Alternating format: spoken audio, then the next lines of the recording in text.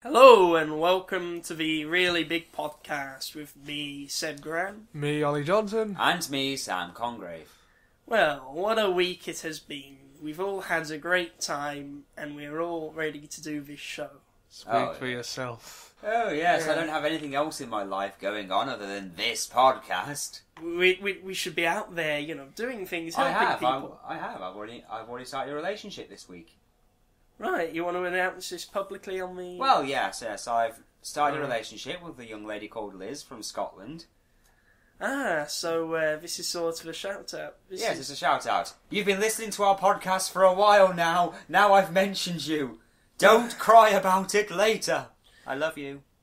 We don't usually do this sort of thing. Then again, we don't usually have listeners either. Well, we also don't have a girl at any point in our life at all. I saw one once a few months ago.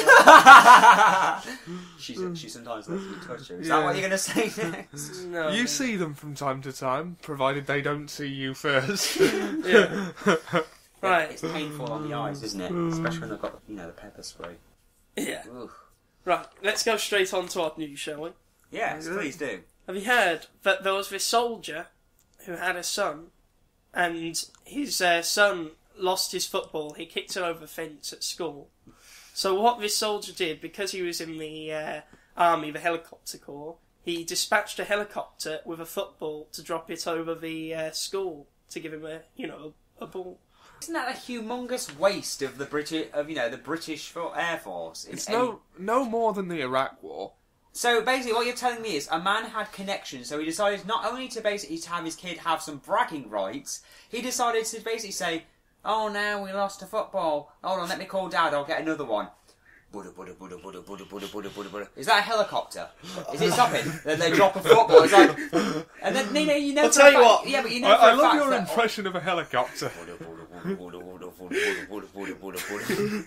it's just my thought of, can you imagine the kids after that when the ball drops down? I think they're going to be more interested in the fact that a helicopter has just dropped them a football and going, "Alright, you can be Wayne Rooney, you're the ugliest one." I'll tell you what, it's a good thing that the kid didn't lose any cinder blocks or any anvils or pianos. They could have dropped anything. Yeah. And here's your packed lunch. Wait, and what? a note from your mummy. While you're at it, the history teacher's being a dick. Can you assassinate him? Well, he's in the staff room right now. He's chatting up the librarian. I think we've got a clear shot on him. No, we just got his glasses. Anyway, what do you think, Ollie? I think that is awesome.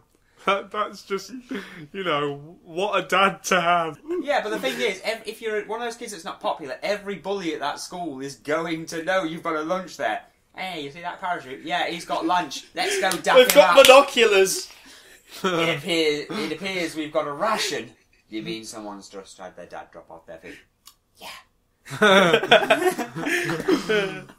Right, moving on with the odd news. There was this whale on a beach somewhere and it was sick. Ollie, what have you been doing? The whale wasn't very well and there was a man with a dog. The dog found the sick and apparently it's worth a lot. They can sell it to people. You mean ambergris? Is that what it's called? I think so. Didn't they do an entire Futurama No, episode amethyst is a precious stone of sorts, isn't it? That's an amethyst. Ambergris. Basically, They did an entire Futurama thing where the whale vomited out a watch, and Kif was covered in the stuff, and then they said they wanted it because it was important. No, whale vomits apparently. Yeah, well, I think it's used in perfumes and shit as well. So perfumes and shit. That would be a great name for some sort of, perfume counter somewhere. perfume and shit. Avon Lady, perfume and shit. Well, at least it'll get on with the inner city communities. Well, yeah. Hey, you got any perfume and shit? Oh, I got perfume and shit. Mm-hmm. More odd news. Hearse driver. Okay. He was late for a funeral because apparently he went through a Burger King drive-thru. Did they go? I'll take a big burger. He'll take a burger. What about him in the back? I will get a kiddie's meal for the corpse in the back. No, he won't be very hungry No, today. he won't be very hungry, so just give him a shit. No, he's off somewhere. He's got a very big day. Yes, I would like fries with that. He wouldn't. obviously. No, well, he wouldn't. No, it's just amusing. Cooked to a crisp. No, maybe they're taking him to the crematorium and they couldn't get him in there, so they just tried to take him in there, and maybe he wanted to be deep fried before he was put in his coffin. I think what it is he ordered a lot of food for himself. He didn't want people to, at the drive-through to judge him, so he propped up the dead body in the back and made it look like, half of it was for him and half of it was... Your friend looks pretty wasted back there. Usually when you're in a hearse, there's usually a guy, then there's someone else in there with you. There's usually like the pallbearer as well, so... Yeah. He probably had that as well. Is he the one with the hat and the... Yeah, that's a pallbearer. Oh, I was in Corby a few months ago. I saw this guy with a cane and a top hat walking by, and I thought he was just some sort of village eccentric. Then yeah, I thought it was. Because when my granddad died, we got into this big limo. You thought he was just this weirdo who was following around. We had a limo that was behind the hearse, and in front of the hearse was this man in a top hat, and he was marching up in front of the car, and I always wondered why the hearse always went so slow, and I thought it was because some fat bastard wouldn't get out of the way. Yeah. I'm glad to see I was wrong. Do you remember how villains in things always used to say, "You'll rue this day," or something like that? Yeah, like you'll regret what you did to me. Yeah. Like, I always thought they said, "You'll rule the day." And I thought that me too. Yeah, I thought that when I was a kid, that they'd like, "You'll rule this day." It's like, do you really want to rule this day of all times? I mean, why not Tuesday? It's not raining on the Tuesday. Why would you wish that your enemy would rule the day? Maybe it's like them saying, "You win this round," or something like, Yeah, "You rule this day." You've won the battle, but you've lost the war. I think we've just invented something that can be used in comic constantly. You'll rule this day, but I'll be back another day to rule. Now we're going to do things of interest. With ones we've got to pick. Yeah, but the thing is, to save time... well, actually, we've got time. Why don't you pick one each? I'm going to be generous today. Sam, you go first. What do you want to know about on my list of things I find interesting? I would like to do the old fish they thought died and didn't. So you want to learn about the old fish that they thought died but didn't die? Yeah. Well, it was South Africa in around 1930. There were these people going out fishing, and they caught this really big, ugly-looking fish which had really powerful fins, big teeth, funny-looking eye, and they thought, oh my god, this is really weird. So they got this guy who they knew a lot about fish and, natural history, and he came along... Was it the £1 fish guy? No, it wasn't. Come on, ladies, £1 fish. Come and have a look. Really, really good. Come and have a look, fish. Come and have a look. He said, right, this fish... I think might be a coelacanth.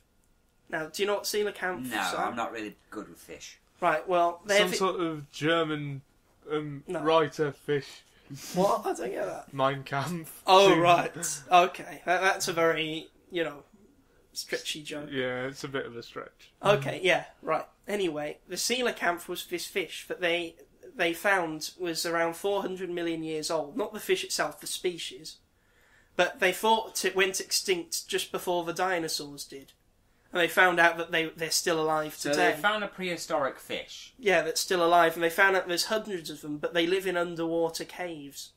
So they've changed it? What, they changed their habitat over time, or...? I think so. They used to be more out in the open than they are now. But that's how they evaded... So they've rediscovered a hitherto thought to be extinct species of fish. Exactly, but it's not as mundane as you make it sound. This is something that died out before the dinosaurs, and they found out it's still alive. Oh. So, that sort of... Survivor fish. Yeah. Maybe they'll have it on GMTV and it'll give a speech about how it survived all this time. Yeah. And what were the dinosaurs really like? They were a lot shorter. I like that. Oh, this is precious. Where's... Hey, I am not a fat black woman from Harlem. I do my grades good. Alright, I'm going to hand this over to Ollie. Why don't you pick something that you find interesting out of the things that I find interesting? So basically, this whole thing, we're basically just bowing down to what you want. Well, yeah. Balloon bomb. So, Ollie... You want to know about balloon bombs? Yes, balloon bomb. Right. And no, we can't pronounce bomb. You're just trying to take up time on the show, but anyway, you know the Japanese? I know of them. Yeah. Right, a while ago, it was World War II. Was well, it? yeah, it was. Yeah. I thought that was an urban myth. Hey, Yeah. it's the Americans who deny that wars ever happened. Well, yeah. But anyway, the Japanese wanted to find a way to get back at America, because it was when America were beginning to win. Join the club. But anyway, yeah, that's a good point. But the Japanese knew about the Gulf Stream, which, as you may know, is how hot air gets across the planet, and how it's. I thought that was can a see where this is political going. thing. Did they tie bombs to balloons and then try and have them lift over to America? That's it. So that if they tried to shoot the balloons down, they'd eventually balloons do shrink down. Yeah. They just come down, or the Americans would try and shoot them down with air-grade missiles. Sam got it absolutely correct. There were bombs that were designed to float over to America, and they'd fall over San Francisco, somewhere like that. I'm sorry, but just somewhere as specific as San Francisco, the one place in America that the Americans don't want, the part of America they hate. All parts of America are united in hating San Francisco, and all they're doing is do. I never heard anything about everyone hating San Francisco. Well, they don't really like San Francisco as much because it's pretty much its reputation isn't exactly something America's proud of. Because What's wrong with it? Tectonics? Homosexuals. Oh. It's full of homosexuals. I did hear that they had quite a community. They do have a massive homosexual community over there, and the I Americans... love how you were dancing around the issue. I'm trying to not be offensive here. Yeah, but the thing is, this is taking up time. Just say they're all gay. Okay. Basically, they're all gay. Basically, a majority of them are gay, and a lot of America doesn't like it. We are talking about people from San Francisco. Yeah, from San Francisco. Yeah, we're not talking about balloons or the Japanese. Well, some gays and balloons may be gay. There may be gay Japanese balloons. Explain to me, how the hell did this not work then? Right, well, the thing is, it's all potluck, it's sort of like, chucking coins in the river. Oh god, don't tell me it ended up somewhere else like Iraq. No. We have no bomb to use against America.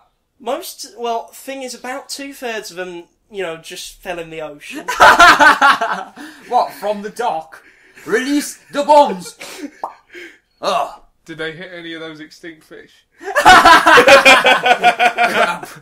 just pretend that they are extinct. Well done, Ollie's linking the show. We're getting professional here. But anyway, yeah. Right. A lot of them just fell, but the bombs didn't go off, so they just landed randomly in America. But they had incendiaries, they were designed to set fire to the forest. I've got this image of a bomb landing unexploded on someone's car. In the end, one did actually land in America, and it killed a teacher and 2 kids. So it just killed 3 people. Yeah. It travelled all the way from Japan. They launched thousands of them. Yeah, but and between them, they only killed 3 people. Yeah, between all of them, they only killed 3 people, and they were just pedestrians. I think come on, Japan, you're better than this. It really is. I actually think because of the time it took for the bomb to get there, a few weeks, that the war might have been over when it killed the, teacher and 2 can you imagine kids. the peace talk? Like, well, thank God that war is over. Bomb came from your country. We sent that months ago. Can you prove it? We tied balloons to it. Yeah, makes much sense. Right, okay. My American accent is off today. Yeah. I'm going to announce a new feature called, quite simply, What Is This? This is a podcast, Seb. It's what we do near enough every few weeks. How can you not know this? What is this? But yeah, what is this? What is this? What is this? Pretty much, I'm going to show people a picture. They can look at this throughout the week and sort of show it to their friends and sort of figure out between them, what is this, and report back to me next week and say what you think it is, if that makes sense. I'll put the picture up on the screen now. Yeah, I'm going to show it to you guys now. That's quite a picture. I want the 2 of you to try and figure out what is this. I'm trying to think about what it is, but all I can think of is it the Rancor's arm? I'm not going to give you any clues. You've got to try and figure it out during the week. I only printed off 1, I'm afraid, so if you've got a photocopy here. A replica of the arm from the Rancor, or it's a dinosaur's arm. I'm saying nothing, but... You'll never figure out what I am. You're mocking it. What? You're mocking it already. See? You're not going to figure out what I am, you pack of wankers. Up yours. Yeah, so I'll leave it with you 2 guys to try and figure out what this is. That just looks like... Okay, finally, after What Is This, we've now got Professor Lyric on the show. Oh, wonderful. Ah, yeah. Has he gone off to visit his cousin, Professor Quirrell? No, they don't Would you get on. like some tea? No, I would like to have some tea while listening to the Backstreet Boys, if it's all the same with you. Right, okay, Professor Lyric. Hello. Today I will revisit that master of the depraved, sick and evil, Elvis. I will examine a song that has had musicologists baffled for many years. Hound Dog. This song is, as implied, about a character who believes that a friend of his is a dog, simply because he is crying all of the time. It is possible that he has some sort of medical condition or mutation, which means that he has no tear ducts, and that he has lived an entirely solitary life. Then he may not realise that human beings are capable of crying. But he has seen a dog cry before. This is how he mistakes a human being for a species of dog known as a hound dog, having seen very few human beings, of course, let alone one distressed enough to cry. It is the next section of this song that is considered the most controversial and dubious of all, as the singer refers to his misidentified subject as having never caught a rabbit and not being a friend of his. It has long been a debate amongst musicologists about whether the man who is misidentified as being canine was not his friend to begin with, or whether being his friend is subject to having caught a rabbit. May this debate continue for many years. I was Professor Lyric, and be friends with people regardless of whether they can catch rabbits. Wow. It's given me a lot to think about there. He always does. Now I'm not going to look at Elvis the same way. Well, we found out about his history of, leading cults. No, it's always fine. Something so innocent and then turns it into something else. I'm half expecting something like... I'm half expecting one of his Elvis songs to be something about raising the devil. Well, I think that's what Viva Las Vegas was about. But anyway, yes. His gambling debts. We've got lots to look forward to, guys. Professor Lyric is going to release a spoken word album. Ooh. Like William Shatner. Well, in a way, but, better. Except this one, he won't be fidgeting and moving around all the time. And next week, we'll have the results of, what is this? So we've got that to look forward to next week, as well as Professor Lyric, things of interest, and, of course, odd news. This was the Really Big Podcast. Namaste. See you. Bye. Namaste. I forgot what show this was.